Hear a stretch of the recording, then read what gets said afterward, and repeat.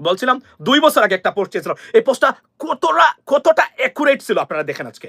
শেখ হাসিনাকে বারণ করেছিলাম, শেখ হাসিনা যদি আমাকে কনসালটেন্ট অথবা উপদেষ্টা হিসাবে নিত, শেখ হাসিনার করুণ পরিণতি হতো না। যদিও শেখ হাসিনার এই করুণ পরিণতিটা আল্লাহর তরফ থেকে গজব, সুতরাং আল্লাহর তরফ থেকে আসা গজব আপনি কিভাবে ফেরাবেন সেটা অবশ্যই ডিবেটেবল ইস্যু, এটা নিয়ে কথা বলা যেতেই পারে। আমরা মনে করি শেখ হাসিনার উপরে যা আসছে আল্লাহর তরফ থেকে একটা গজব, এটা ফেরানোর ক্ষমতা কেউ কারো ছিল না। তবে এতটা পরিণতি, খারাপ পরিণতি হতোই না ইনশাল্লাহ, এটা যদি আমাদের মতো কোনো মানুষ শেখ হাসিনার পাশে থাকতো। বর্তমান ভবিষ্যতে যারা ক্ষমতায় যাবেন, be careful, what we are talking right now is the reality for the future, don't make a mistake.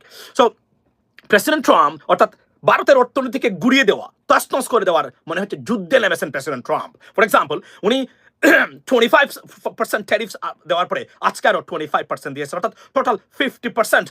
বিভিন্ন কোম্পানি চায়না থেকে তারাকে যারা ভারতমুখী হয়েছিল তারা বলছে, hang on a second guys, we should not go there too because this is a danger zone. China could come out but not India, because India একটা জিনিস কেন জানেন, যুক্তরাষ্ট্র সবচেয়ে বেশি অপছন্দ করে কাকে জানেন? যারা বেইমানি করে। অর্থাৎ এতটা সাপোর্ট দেওয়ার পরে ভারত যে বেইমানি করেছে যুক্তরাষ্ট্রের সাথে, দেন গোনা টলারেট দেন, এবং যুক্তরাষ্ট্র বেইমানদের, মুনাফিকদের, তাদের সাথে যারা মুনাফিকি করে এদেরকে মারাত্মক পানিশমেন্ট দেয়। এটা যুক্তরাষ্ট্রের মূল পলিসি। অর্থাৎ ট্রেইটর, তারা they treat traitors in a different way and it's completely different way. So এটাই ঘটেছে মানে আপনার ভারতের বেলায়। মনে আছে আমি বলেছিলাম যে, এবং শেখ হাসিনা তুত্তুর করে হেঁটে যাচ্ছিল আপনার ওই ব্রিক্সে গিয়ে জয়েন করবে বাংলাদেশ, আমি বলছিলাম আত্মঘাতী সিদ্ধান্ত, দেশকে বিপদে ফেলবেন। কারণ আমি বলছিলাম it is not an alliance, it is an anti US alliance to destroy dollar, it's a project of dedollarization, so don't go there, you'll be in trouble. And Sheikh Hasina এটা কখনো আপনার শুনছিল না। ঘটনা কি করছে, এবং আমি বলছিলাম BRICS will be dismantled eventually. Why? Because it's a dedollarization project. Gaddafi চেষ্টা করেছিল এন্টি ডলার প্রজেক্ট হাতে নেওয়ার জন্য, যারাই চেয়েছেন তারাই ধ্বংস হয়েছেন। আপনি নিবেন, আগে নিজেকে দাঁড় করান, সক্ষম করেন। সক্ষমতা অর্জন না করে ফানিতে বসে কুমিরের সাথে কখনোই খেলা যায় না। That is a bottom line. Ladies and gentleman, প্রথমে এই খবরটা শুনি, এটা তুলপাড় সৃষ্টি করেছে সারা মানে আপনার আমেরিকাতে এবং এশিয়ান মার্কেটে। আপনার শেয়ার আপনার going to be fail, to be honest, because of this effect. কারণ President Trump 50%, it is a matter of destroying the Indian total economy. এবং এটাই চলছে বর্তমানে। আমি আচ্ছা, silky shirt, oh yes, silky shirt, আপনার এটা ডিওরের নাইস টি শার্ট, এবং এটা গরমের ভিতরেও এটা তাপ শোষণ করে, এন্ড ইটস রিয়েলি একটা থার্মাল এক ধরনের, but very silky, very nice. So এটা আমি আপনাদেরকে বলি যে খবরটা দিই, খবরটা কিন্তু তোলপাড় সৃষ্টি করেছে। এবং ভারতের অর্থনীতি, একটা জিনিস মনে রাখবেন, আজকে আপনাদের কিছু তথ্য দেবো, তথ্যগুলো মনোযোগ দিয়ে শুনবেন। ভারত নিয়ে, ভারত নিজেদেরকে পরাশক্তি মনে করে, এবং ট্রেজারি সেক্রেটারি বা অর্থমন্ত্রী যুক্তরাষ্ট্রের বলেছেন ভারত কোনো পরাশক্তি নয়। কেন উনি বলেছেন ভারত পরাশক্তি নয়, আমি তার উদাহরণ দিই। আজকে যদি যুক্তরাষ্ট্রের একটা স্টেট ক্যালিফোর্নিয়া স্বাধীন হয়, ফর এক্সাম্পল, একটা state United states, right, it's a state of the United states, but এটা যদি স্বাধীন দেশ হয়, ফর এক্সাম্পল বাংলাদেশের মতো বা ভারতের মতো, তাও ক্যালিফোর্নিয়ার অর্থনীতি থাকবে ভারতের চেয়ে $300 বিলিয়ন উপরে, অর্থাৎ size of the economy, right, 4.19, 3.87 something হচ্ছে ইকোনমির আকার। এখানে বসে আপনি যুক্তরাষ্ট্রের সাথে মানে তো আপনি কি করেন, আপনি আমেরিকার মতো দেশে, যেখানে পৃথিবীর বড় বড় দেশ নাকানি চুবানি খাচ্ছে, why? Because it's their market. America is their market. আপনার ব্রেড এন্ড বাটার যারা আছে তাদের সাথে আপনি তর্ক লিপ্ত হতে পারবেন না। এবং যুক্তরাষ্ট্র যে খাস তাদের যে উদার নীতি ছিল বাণিজ্যের ক্ষেত্রে, সেটা তারা এখানে কিন্তু আনফেয়ার না। এটা কিন্তু তারা আগে এভাবে ছিল না। ধরেন আপনি আমার কাছে বিক্রি করবেন, আমি কোনো ট্যাক্স নিব না, আপনাকে সুযোগ দিলাম আপনার অর্থনীতি বড় করার জন্য, এই উদার সুযোগ নিয়েছেন। নেওয়ার পরে বেইমানি যারা করেছেন তাদের, এবং আমি এখানে বলে রাখি, বাংলাদেশের উপরে যে 35% ট্যারিফস আসছে, এই ট্যারিফসটা পানিশমেন্ট ট্যারিফ, এটা আমি একমাত্র বলেছি এবং বারবার বলছি, এটা শাস্তিমূলক দেওয়া হয়েছে। ওয়াই? আমি কিন্তু এক্সপ্লেন করবো কয়েকদিনের ভিতরে এটা কেন বাংলাদেশের উপরে ট্রাম্প প্রশাসন এই শাস্তি আরোপ করলো, কি কারণে করলো, এটা আমি আপনাদেরকে দেবো। তার আগে আমরা এমএসএনবিসির এই সিএনবিসির এই ব্রেকিং নিউজটা শুনি, কিভাবে তারা নিয়ে আসছে ভারতের উপরে 50% ট্যারিফসের এই ঘোষণাটাকে আমেরিকান মিডিয়া কিভাবে পড়ছে বা আপনার লেআউট করতেছে। Just take a look at this, ladies and gentleman. Some breaking news on trade this morning, just crossing the wires. The White House says an additional 25% tariff will now be imposed on India. That brings the total tariff to 50%. All of that due to what the White House calls Russian oil purchases on behalf of India. We'll get some more details as we get them. But we mentioned earlier with Jim, David, that the between the U.S. and India has become a little more fraught because India is in a position where there's... আমি এর চেয়ে বেশি যাওয়ার দরকার নাই, শুধু আমি আপনাদেরকে দেখালাম যে ব্রেকিং নিউজটা তারা কিভাবে নিয়ে আসে। এখন আসুন আপনারা, আমি আসলে কি বলেছিলাম আমি আপনাদেরকে দেখাই। আমি অলরেডি টিকটকে আমার এই ভিডিওটা দিয়েছি, লেডিস এন্ড জেন্টলম্যান, আপনাদেরকে বলি আমি। আচ্ছা, আমি এখন আমি সম্ভবত আমার ফেসবুকে যেতে হবে। ফেসবুকে গিয়ে আমি আপনাদেরকে দেখাতে চাই যে আমি কি পোস্ট দিয়েছিলাম জুন 16, 2023। দেখেন 2 বছর আগের প্রেডিকশন কিভাবে, এবং আমি আপনাকে বলি যত প্রেডিকশন করেছি এখন পর্যন্ত on individual, on international affairs, on anything, never went wrong. This is why I'm unique. Doesn't matter how many subscribers you have, but I am unique. Sorry, not unique. This is why, because we study, we read, we predict, we assess. That's why I can say that. It's not like anyone can say like this one. আমি আপনাদেরকে দেখাই, এই দেখেন, আমি আপনাদেরকে এই পোস্টটা আমার ফেসবুকে আমি যদিও পোস্ট করেছি, এখন আমি এই দেখেন এই পোস্টটা, এই স্ক্রিনশটটা আমি নিয়ে আসছি আপনাদের জন্য। আমি আমার এমরান মাসুম এখানে আমি দিয়েছি জুন 16, 2023। আমি কি বলেছিলাম? বলছিলাম ব্রিক্স অ্যালায়েন্স বাংলাদেশের যোগ দেওয়া সরকারের এবং দেশের জন্য একটি আত্মঘাতী সিদ্ধান্ত, রীতিমতো আগুন নিয়ে খেলা। মনে রাখবেন, এটি একটি অ্যান্টি ইউএস জোট, অর্থনৈতিক জোট নয়। Please don't do it. আমি শেখ হাসিনাকে এই অনুরোধ করেছিলাম, এটা করবেন না, এটা বিপদ ডেকে আনবেন। কারণ United states watching very closely everyone's move, and what exactly happened? এবং শেখ হাসিনা কতটা বিপজ্জনক ছিল বাংলাদেশের, এবং শেখ হাসিনার পতন তার নিজের কারণেই হয়েছে। তার এই যে লেখাপড়া জানা মানুষ না থাকলে, মানে রাষ্ট্রপ্রধান বা রাজনীতি না হলে তার পরিণতি হয়, তার পরিণতি শেখ হাসিনা একজন মূর্খ মহিলা বলতে গেলে। ইন্টারমিডিয়েট মানে পাস শুধুমাত্র, উনি কিন্তু কোনো ডিগ্রি টিগ্রি পাস না, কিন্তু নিজেকে মনে করতো double PhD holder. That's what exactly happened to her, that cost her আপনার destruction, ladies and gentleman. So সে কিভাবে, আপনি দেখেন, যেখানে আমরা 1% যদি এক্সপোর্ট করতে পারি ইনটু দি ইউনাইটেড স্টেটস, আমাদের অর্থনীতি আকাশে উঠবে। 3 বছর 4 বছর ধরে বলে আসছি। মনে রাখবেন, আপনার দেশ বাঁচানো সবার আগে, তারপরে আপনার রাজনীতি, তারপরে আপনার অন্য জিনিস। এগুলা উগ্রতা দিয়ে, সমস্যার এবং ইগোমানিস্টিক আপনার সাইকোলজি বা সেন্টিমেন্ট দিয়ে রাষ্ট্র পরিচালনা করা যায় না। তার একটি উৎকৃষ্ট উদাহরণ শেখ হাসিনা, তার একটি উৎকৃষ্ট উদাহরণ আর কয়েকজন, বিশেষ করে গাদাফির মতো ব্যক্তি। আমি আপনাদেরকে বলি, কেন মধ্যপ্রাচ্য এবং আপনার সাউথ আমেরিকা বা আফ্রিকান কান্ট্রিজগুলো এবং সাউথ এশিয়ান কান্ট্রিজগুলো এখনো, এখানে আমি একটা বইয়ের নাম আমি উল্লেখ করতে চাই। আপনারা যদি এই বইটা পড়েন, আমি আপনাদেরকে রিভিউ করবো এই বই আপনাদের সামনে নিয়ে, ওয়াই নেশনস ফেইল। এই যে বইটার কারণে অর্থনীতিবিদরা, আপনার যিনি অর্থনীতিতে যারা আপনার নোবেল প্রাইজ বা পুরস্কার পেয়েছেন, এই বইটা লেখার কারণে, এই বইটার মধ্যে কেন বাংলাদেশের মতো দেশ ফেল করে, বাংলাদেশের রাজনীতিবিদদের কারণে করাপশন কিভাবে একটা দেশকে পিছনে নেয়, অদক্ষ অপদার্থ রাজনীতিবিদরা কিভাবে একটা দেশকে নজিরবিহীনভাবে ডিসমান্টল করে দিতে পারে এবং তার সম্ভাবনাকে একদম ক্রাশ করে দিতে পারে, তার উদাহরণ এবং প্রতিটা ক্ষেত্রে এই কন্টেস্টটা এই বইয়ের মধ্যে তারা নিয়ে এসেছেন। এজন্য everyone a must read book for every individual if you can read. এবং আমি জানি না এটা বাংলাতে তর্জমা হয়েছে কিনা, যদি না হয়ে থাকে, যারা পরিবেশক আছেন যারা করেন, do it, or I can do it, contact with me, if you pay me properly I can do that two.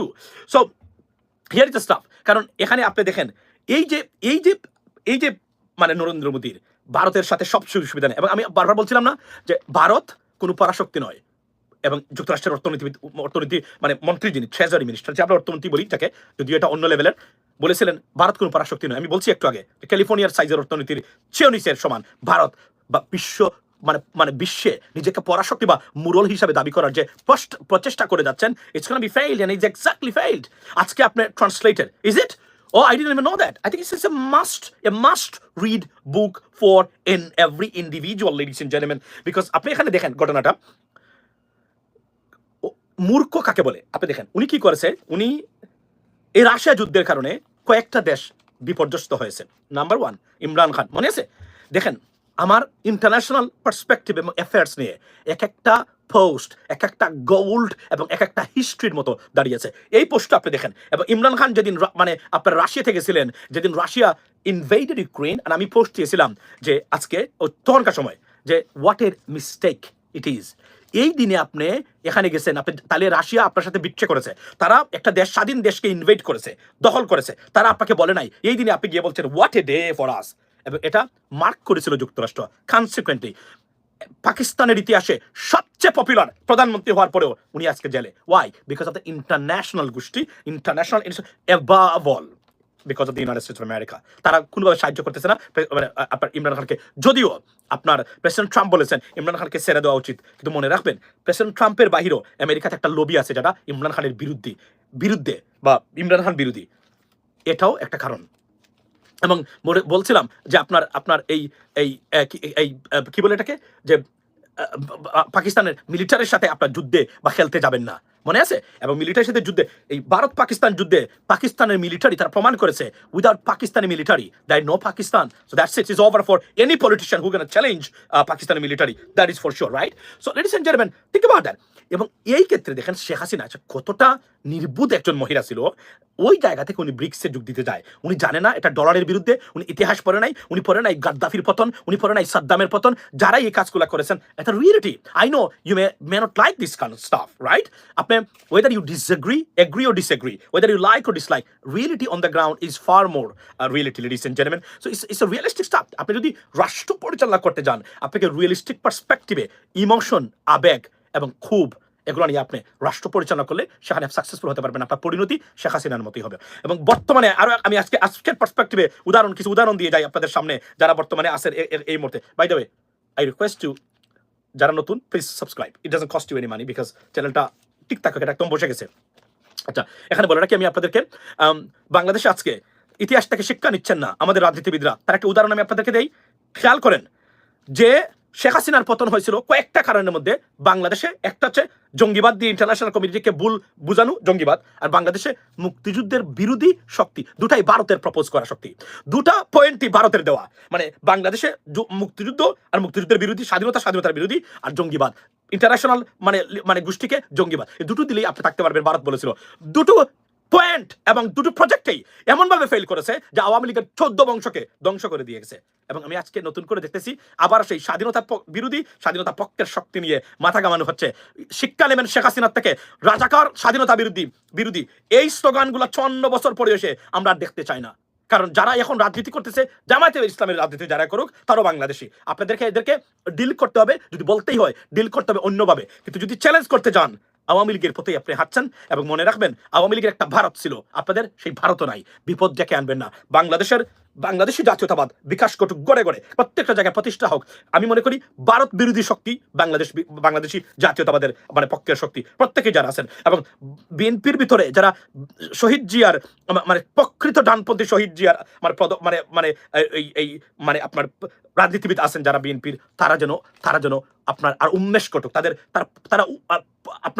তারা ফুটে উঠুক বিএনপির ভিতরে। কারণ আমরা দেখতে পাচ্ছি তার বিপরীত দিকে হাঁটছে বিএনপির কিছু জিনিস, এবং এগুলা বিপদ ডেকে আনবে। এবং আগামীতে নির্বাচন হবে, সেই নির্বাচন আপনারা ভোট দিবেন, কাকে দিবেন, কিভাবে দিবেন, এটা যদি নির্ধারণ না করতে পারেন, হয়তো আরো 50 বছরের জন্য বাংলাদেশ বিপদগ্রস্ত হবে। তবে এখানে একটা জিনিস বলে রাখি, যুক্তরাষ্ট্র ছাড়া ভারত বাংলাদেশে প্রভাব বিস্তার করতে পারবে না। তো এখন কিভাবে করতে পারবে সেটা আমি আপনাদেরকে বলি। এখন যেটা করতে পারবে সেটা হচ্ছে যে আমাদের দেশের দেশীয় দালাল যারা আছেন, তৈরি হয়েছেন, সেই দালালরা আমাদের জন্য বিপজ্জনক হয়ে উঠছেন প্রতিদিন। Be careful ladies and gentleman, কারণ এরাই বাংলাদেশকে ভারতের হাতে তুলে দেওয়ার ষড়যন্ত্রে লিপ্ত, এবং এটাই করতে যাচ্ছে বলে আমি মনে করি। সুতরাং আগামীতে ভোট হবে, এবং আজকের স্বরাষ্ট্র উপদেষ্টা বলেছেন ভেরি নাইস একটা জিনিস বলেছেন, এবং আমি মনে প্রাণে বিশ্বাস করি উনি এটা করবেন। এবং আমি নির্বাচন কমিশনে গেছিলাম, আমি নির্বাচন কমিশনের যে অবস্থা দেখে আসছি, আমি অল অফ করে বলতে পারি এরা কার পক্ষপাতিত্ব নির্বাচনে যাবেন না। বিশেষ করে কয়েকজন নির্বাচন কমিশনার আছেন, বাংলাদেশ পলিটিশিয়ান অনেক বোকা। এরা ডক্টর ইউনূসকে ঠিক মতন মানে এরা তো কাজ করতে দেয় নাই বলে তো আমরা আমাদের যা লক্ষ্য ছিল সেটা আমরা পাচ্ছি না, আমরা পাই নাই। খুবই দুর্ভাগ্যজনক। আমি very concern, very frustrated right now যে এটা আমরা এখন পর্যন্ত পেলাম না। এবং শেখ হাসিনার পতন থেকে, ধ্বংস থেকে যদি কেউ শিক্ষা নিতে ব্যর্থ হয়, তার বাংলাদেশের রাজনীতি কতটুকু করতে পারবেন, কিভাবে করবেন আমরা জানি না। তবে আমরা এতটুকু বলতে পারি, মুক্তিযুদ্ধের পক্ষে আর বিপক্ষের এই শক্তি নিয়ে এখনো যে ডিভিশন আপনারা বা ডিভাইসে পলিটিক্যাল রেটরিক বা ব্যবস্থা আপনারা বাংলাদেশের রাজনীতিতে করতে যাচ্ছেন, আমরা সেটা হতে দেব না। এবং আমরা মনে করি যারা এটা নিয়ে বেশি বাড়াবাড়ি করবেন তাদের ধ্বংস বাংলাদেশের মাটিতে হবে। এবং বাংলাদেশের মানুষ সেটা দেখিয়ে দিয়েছে, ভারতীয় এই প্রজেক্ট বাংলাদেশে কাজ করে না।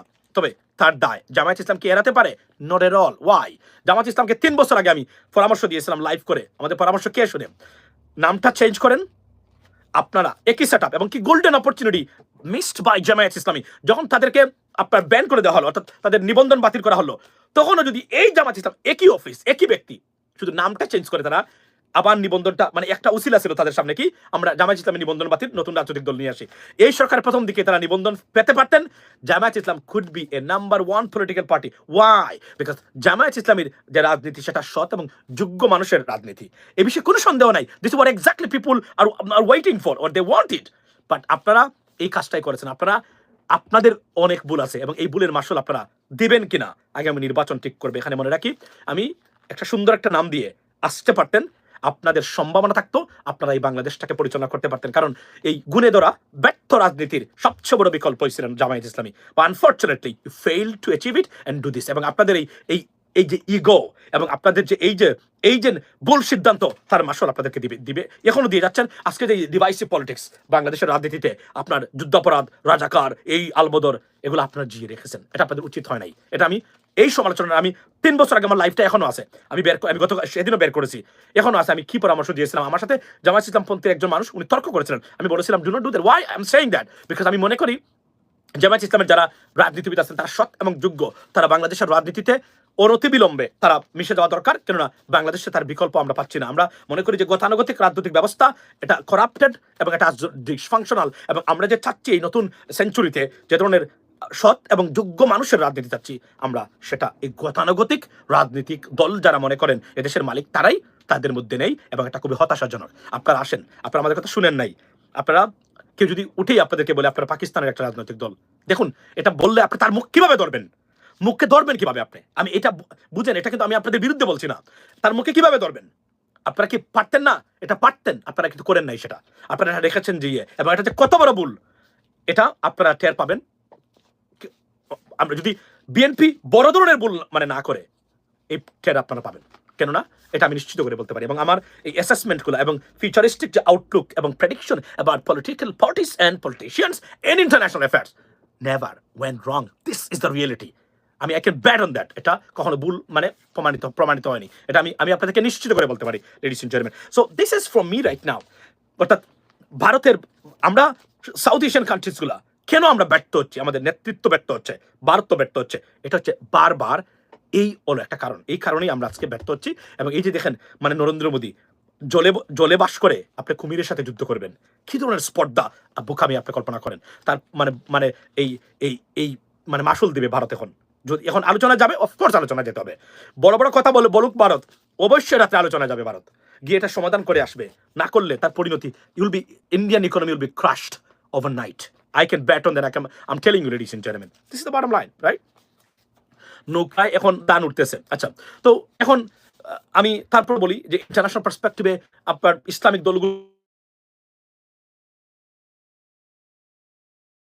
যে আপনার ইসলামিক যে মোর্চা, যেটা ইন্টারন্যাশনাল, বিশেষ করে ইউনাইটেড স্টেটস অফ আমেরিকা এবং আপনার ইউরোপিয়ান ইউনিয়ন, তারা they not very happy with এই অ্যালায়েন্স সম্বন্ধে। তারা মনে করে এখানে একটা ঝামেলা হতে পারে, জঙ্গিবাদের উত্থান করতে পারে, উগ্রবাদের উত্থান করতে পারে। এবং আমরা যেভাবে বক্তব্য মাঝে মাঝে দেখি, it's could trigger a big problem for us. এটা হচ্ছে রিয়েলিটি। আপনি মানেন আর না মানেন, আমি রাজনৈতিক বিশ্লেষক হিসাবে আমি এটা বলে দিলাম, লিখে রাখতে পারেন। বা European union and the United States of America, they don't want any Islamic alliance to go into the power. That's the bottom line. Whether you like it or dislike, you are happy, unhappy, frustrated or not, I don't care. That's the reality.